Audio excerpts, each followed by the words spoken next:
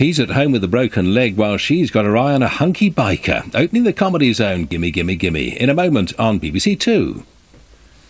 We have a right world show. Champion boxer Prince Naseem, Queen of Comedy Caroline Aherne and king-size pop star Gary Barlow. These are my guests on Parkinson.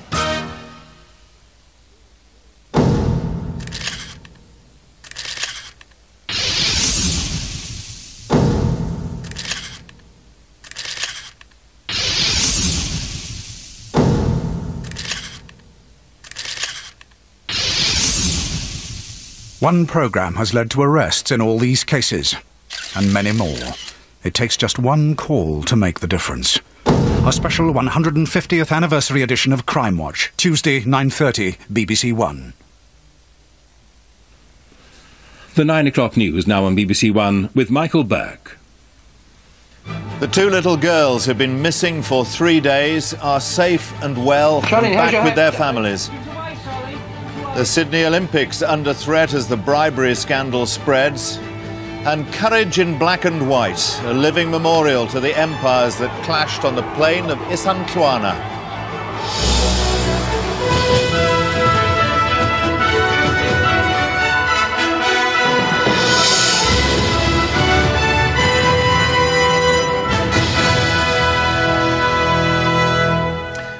Good evening. Only minutes after the policeman leading the search for the two missing 10-year-old girls in Sussex had said he thought they could well be dead, they were discovered alive and well.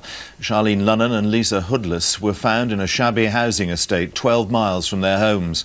A 46-year-old man has been arrested on suspicion of abduction. Sorry, just look up. In the arms of her father, the ordeal over, home at last. 10-year-old Charlene seemed in good spirits as she posed for the cameras outside our home tonight.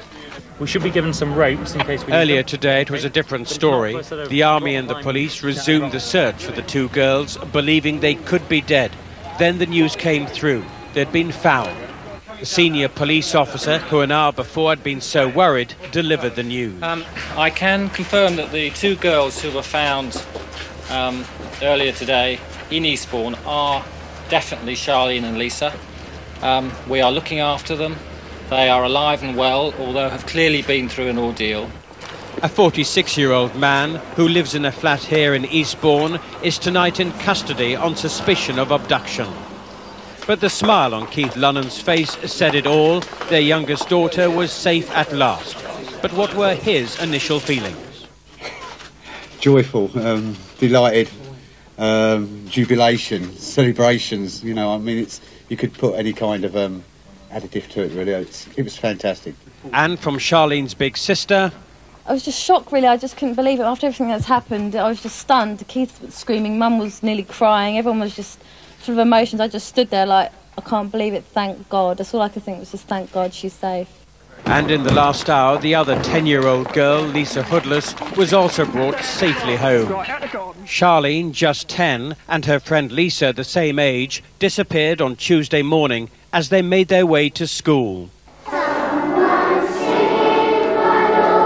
Christchurch Primary never alerted the families the girls were missing. The police were only alerted several hours later, and today's staff and pupils were holding a service of thanksgiving. But there are lessons to be learnt about the delays. Everybody has to look at this situation now, and I mean, I'd be the first to say that we'd want to look into it and support whatever measures that are suggested nationwide. It's been an extraordinary day. Gloom and pessimism this morning, a dramatic change by this afternoon. The story could have been so different, but at least this one had a happy ending. Because Charlene at least will spend tonight in her own bed. Stephen Cape, BBC News, Hastings. The case has highlighted the